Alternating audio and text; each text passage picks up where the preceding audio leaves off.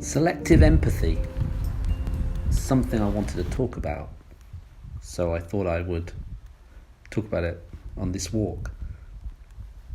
Selective empathy, well, obviously we know what selective is. You choose when to put into place some empathy. What is empathy? Well, there are two words that are quite similar: sympathy and empathy. Sympathy is when you feel sorry for someone. Empathy is when you feel someone's emotion. So you connect with them and you feel their emotion, you feel what they're going through. So sympathy is just feeling sorry for someone. Empathy is a real connection, and you understand their feeling. You actually know what they're feeling, almost. Not exactly, but close. And it's a very important, really important human emotion. Having empathy is really, it's how we tell a psychopath who is a psychopath. We tend to say sociopaths and psychopaths have less or no empathy. So it's a really important human emotion. But what I noticed more and more in recent years is selective empathy. And I'm not talking about psychopaths, I'm not talking about sociopaths, or maybe there are some involved in this discussion. But what I'm thinking more of is how for such an important emotion, there are some people who do employ it selectively.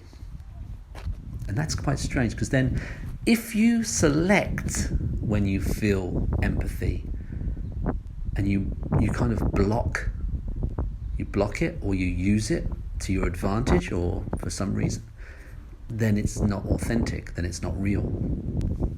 So that's quite troubling. So normally, say for example, you might see someone in a terrible situation. You might see someone who's homeless, and you would feel for them. You would feel, oh, they've lost their home, maybe they lost their family.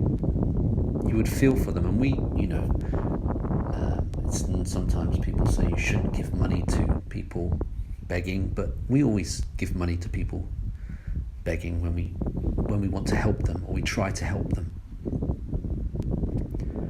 And so that's a feeling of empathy. When someone's in trouble, we sometimes remember how when we were in trouble, someone helped us, and we want to help them. And we don't think in terms of, we don't judge the person, we feel for them and we want to help them, and we understand their pain or the turmoil they're going through. But with selective empathy, we're switching it on and off. And what I noticed was, and this is something, I've got a couple of examples. First example is in America. And it's something I apparently this happens every time. I'd never witnessed it before, so I don't know, I was not aware of it. But the State of the Union speech, the president gives a State of the Union speech in one of the Parliament buildings. I think is it the Senate or the Congress? I'm not sure. And he has an audience, and the audience is Republican and Democrat.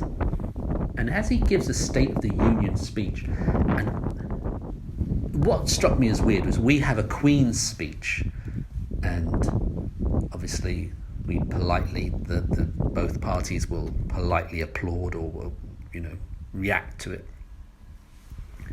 But Trump being such a divisive character, the Democrats, whatever he said, even when he said some things which were quite emotional and quite positive, the Democrats decided or chose to not show any empathy. I mean, once or twice, I think the narrative was so emotional and so, they had to, there was an airman who was elderly man who had served his country, so they applauded him, of course. But mostly, every example, the Democrats were very cold, very cold, and they kept this cold look on their face. And I'm not blaming the Democrats. This is something that happens every time. The party that is not in power, that is opposite to the president, they go cold and they don't want to show any support. But he's talking about their nation and their people. So it's really strange. It's really strange that they should employ selective empathy. But it just made me think about it. It's not just in America. In the UK, during the Brexit campaigns, the Leave and Remain groups became so partisan. They hated each other so much that I would say to them, I was neutral most of the time watching this, but I was struck by how there was these new divisions in politics. And again, they had no empathy for the other side. No understanding, no empathy, both ways. And this struck me as strange. It struck me as strange. And I thought about it, and I thought, what is peculiar about selective empathy? And then I realised something. In some regards, it's not so unusual, because selective empathy is almost, well, it must be, not almost, it is evolutionary. Once we join a tribe, even if it's just an opinion tribe, and this is what we are, we join opinion tribes. We share an opinion with someone, we join that tribe, we create an allegiance, and that's that. We're in that group. So once we join a group or a tribe, our survival, our sanity depends on us having no empathy for the other opinion. And this happened to tribes, 1 million years ago, when tribes were fighting for survival. Of course, you couldn't have empathy for the other side, because maybe you had to kill them to survive, or you had to watch them starve because food was scarce. And like so many things, this is carried over into the modern world. So we have this selective empathy.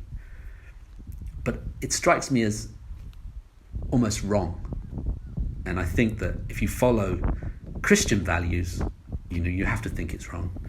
But one person once said to me that they didn't want to be Christian because they didn't want to love their enemy.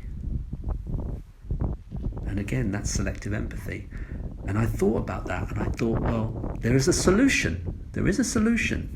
And the solution is, if you feel you cannot love your enemy, the solution is, don't have enemies. And so don't use selective empathy. I think that would solve the problem.